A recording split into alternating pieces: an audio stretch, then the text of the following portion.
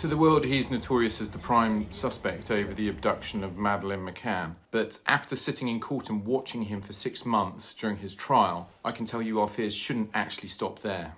Christian B is already a convicted rapist and paedophile. Psychiatrists say he is a clear danger to society. Such monsters will surely never change. That is why our news now that he could be free within days or weeks carries such gravity. The world needs to understand we face a very real race to keep him behind bars at the moment. 2 police cars were needed to escort his high-speed convoy in and out of court every day during his trial. And then once we saw him in court, he was tall, gaunt, and seemingly unmoved by the occasion. He looked just like his photos, a pockmarked face, and he barely flinched as this barrage of abhorrent sex and rape claims were put to him in court in Germany. Despite the very difficult subject matter in court, Christian B still found it within him to wink at his lawyers or fist bump, and he even smirked a few times during the trial. And as the court was working to appraise whether he played a part in these torturous crimes or not, he was actually complaining to his legal team behind the scenes of not getting enough filling in his sandwiches. For me, that told you everything you needed to know about his attitude to the trial. He acted like he didn't care, or maybe he wasn't capable of caring about it. The indifferent look on his face made it look like he could have just been waiting for a bus or something. But it worked for him. He remained silent and he was cleared.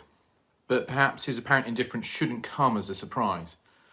We know he was an abused child and he became a paedophile while he was still a teenager. From everything we've been told, we understand him to be a narcissist who appears only to put his own pleasure and fulfillment first, no matter what the cost to others. And these are some of the things we were actually told in court by the psychiatrist who assessed him during the trial.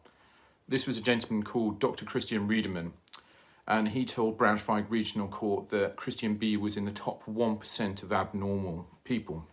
He said Christian B refused to engage with psychiatrists behind bars, but they still managed to assess he was one of the absolute most top dangerous people in society. Very chillingly, the psychiatrist actually said in court a new victim is to be expected soon.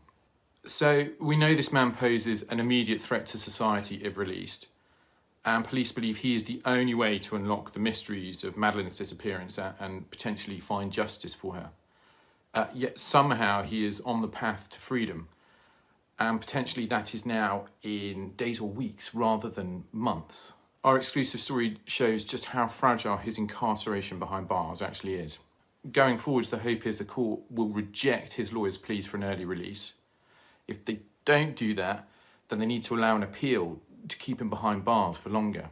Alongside this, the prosecution say that he should be brought back for a retrial on the matters he was cleared of last year. These are all means, levers, to try and keep him behind bars. And if they all fail, only one option remains. Prosecutors must be ready to charge him over the disappearance of Madeleine McCann. That could get them a new arrest warrant and give them time to find the missing piece of evidence they need to take him to court. Whatever happens, Christian B must not be allowed to walk free. And that would surely spell disaster for the McCann case. His own lawyers have already hinted he would leave Germany once back on the streets.